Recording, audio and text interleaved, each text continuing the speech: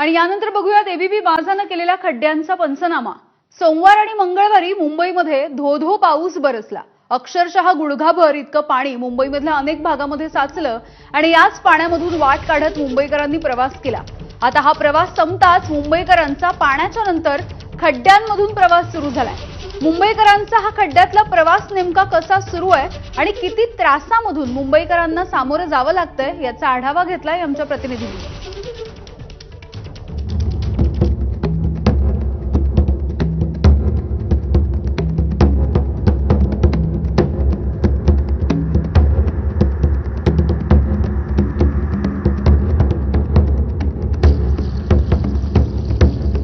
सोमवार मंगळवार मुंबईमध्ये मुसळधार पाऊस पडला आणि जसा मुसळधार पाऊस पडला तसे खड्डे मुंबईच्या रस्त्यांवर दिसायला सुरुवात झाली। सध्या मी बीकेसी सांताक्रूज रोडवर आहे आणि कलिनाच्या जवळचा हा रस्ता जर आपण बघितला तर कशा प्रकारे खड्डे पडायला सुरुवात झाली आपण बघतो।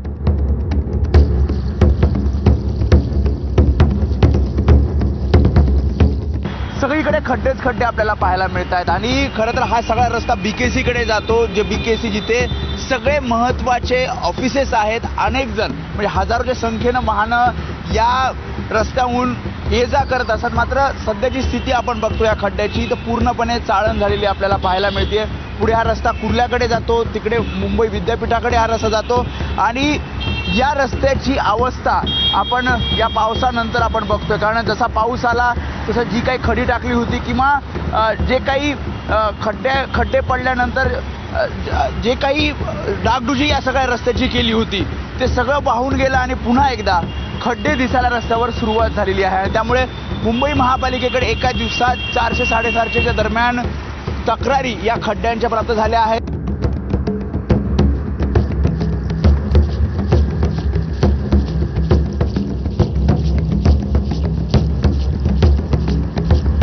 आपण आहोत सध्या पश्चिम द्रुतगती महामार्गावर दिंडोशी जवळ। या ठिकाणी दृश्यामध्ये आपण पाहिलं तर 1 ते 1.5 फूट असेल किंवा 2 ते 2.5 फुटाचा असा मोठमोठ्या प्रमाणात रस्त्यावर खड्डे पडले आहेत, ज्यामुळे या खड्ड्यांमुळे आहेत पश्चिम द्रुतगती महामार्गावर मोठ्या प्रमाणात वाहतूक कोंडी निर्माण होत आहेत।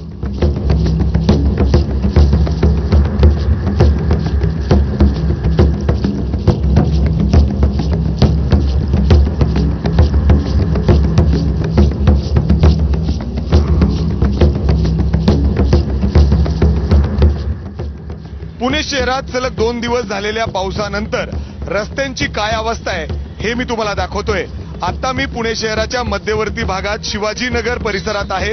इथं जर आपण बघितलं तर रस्त्यांची अशी अवस्था झाली आहे, मोठे मोठे खड्डे झालेत, अनेक ठिकाणी पाणी साचलेलं चित्र या ठिकाणी पाहायला मिळत आहेत। सर, तुम्ही दररोज इथून येता, काय अवस्था आहे रस्त्यांची? अतिशय खराब अवस्था आहे। फक्त पैसे गोळा केले जातात, टॅक्स गोळा केले जातात, त्याच्या पलीकडे दुसरं काही नाही। कुठलाही कॉर्पोरेटर इकडे बघत नाही, कुठलाही आमदार बघत नाही। काय परिस्थिती याच्याकडे कोणाचंही लक्ष नाहीये। आंधळ दळतण कुत्रं पीठ खाता अशी परिस्थिती। कोण लक्ष देत नाही, कॉर्पोरेशन लक्ष देत नाही, काही नाही।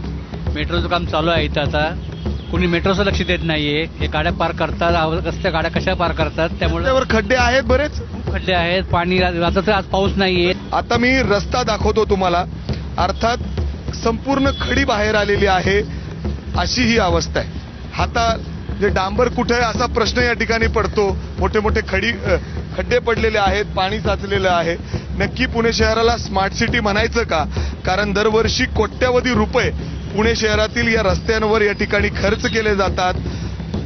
काही ऍप तयार करण्यात आलेले आहेत, ज्या माध्यमातून 48 तासात रस्ते रिपेअर करू, दुरुस्त करू, असं देखील या ठिकाणी आश्वासन दिले गेलेलं आहे। मात्र ऑन फील्ड रस्त्यावर आपण जर बघितलं तर ही परिस्थिती आहे।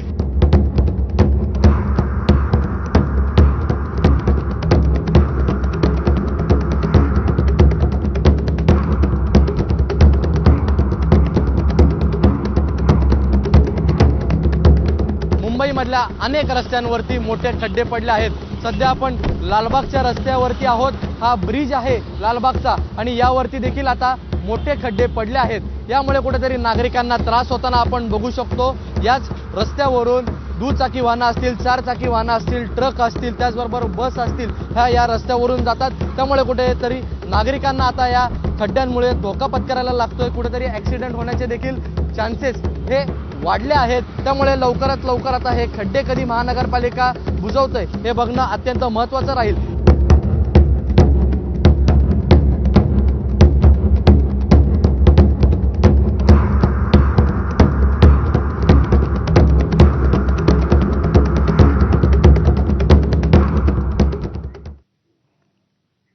गणेशोत्सवासाठी कोकणामध्ये जाणाऱ्या चाकरमान्यांना सुद्धा यंदाच्या वर्षी खड्ड्यांमधूनच प्रवास करावा लागणार आहे. कारण गेल्या 17 वर्षांपासून प्रलंबित असलेला मुंबई गोवा महामार्ग याचं काम अजूनही झालेलं नाहीये. आजवर कित्येकदा वेगवेगळ्या लोकप्रतिनिधींनी या महामार्गाचं काम करू असं आश्वासन दिलं, मात्र कोणीच हे काम पूर्ण करू शकलेलं नाही. नागोठणे, कोलाड, लोणेरे या भागांमध्ये रस्त्यांची चाळण झाली आहे. इथला आढावा घेतलाय आमच्या प्रतिनिधींनी, आपण बघूयात. कोकणकरांच्या जिव्हाळ्याचा विषय बनलेला आणि गेली 17 वर्षापासून खड्ड्यात अडकलेल्या मुंबई गोवा महामार्गाची सध्याची परिस्थिती काय आहे ते आपण या दृश्यांच्या माध्यमातून बघणार आहोत. सध्या मुंबई गोवा महामार्गावरचं नागोठणे जवळचे हे दृश्य आहे. आपण बघितलात तर गेल्या 17 वर्षाचा एकीकडचा कोकणकरांचा वनवास आणि त्याच 17 वर्षांमध्ये या मुंबई गोवा महामार्गाची झालेली चाळण आहे ती सातत्यानं या समस्या आहेत त्या भेडसावताना पाहायला मिळतात. सध्या आपण बघितलात तर मुंबई गोवा महामार्गावरचा रायगड विभाग जर बघितला तर त्याच्यामध्ये नागोठणे, कोलाड आणि लोणेरे या 3 विभागांमध्ये ही दुरावस्था आहे ती पाहायला मिळते. राज्याचे सार्वजनिक बांधकाम मंत्री यांनी सुद्धा काही दिवसांपूर्वी 7 ऑगस्टला या संपूर्ण महामार्गाची पाहणी केली. त्यानंतर हा महामार्ग आहे तो गणेशोत्सव सणापूर्वी सुस्थितीत होईल असं आश्वासन देखील दिलं. मात्र या आश्वासनानंतर आपण मुंबई गोवा महामार्गाची संपूर्ण ही परिस्थिती बघितली तर हा महामार्ग अजूनही खड्ड्यातच अडकलेला पाहायला मिळतोय. आपण बघितलं तर मोठमोठे हे खड्डे पडलेत आणि त्या खड्ड्यातनं कशा पद्धतीनं हे वाहन चालक आहेत ते जीव मुठीत घेऊन ही वाहनं चालवतात ते या दृश्यांच्या माध्यमातून तुम्हाला बघायला मिळेल. त्यामुळं हा खडतर प्रवास आमचा थांबणार कधी असा सातत्यानं प्रश्न कोकणकर विचारतोय. त्यामुळं देशाचे दळणवळण मंत्री असतील, राज्याचे सार्वजनिक बांधकाम मंत्री असतील यांनी वारंवार या मुंबई गोवा महामार्गाची पाहणी केली, मात्र कोणत्याच मंत्र्याला हा महामार्ग पूर्ण करण्याचं यश आलं नाही. त्यामुळं यंदाचा गणेशोत्सव देखील खड्ड्यातनंच या गणेश भक्तांचा जाणार ही परिस्थिती सध्या पाहायला मिळते. त्यामुळे या महामार्गाकडे सध्याच्या घडीला कोण लक्ष देणार आणि या खड्ड्यामधून आमची मुक्तता कधी होणार असा सवाल आता कोकणकर उपस्थित करतायत. गणेश मापरळकर, एबीपी माझा, रायगड.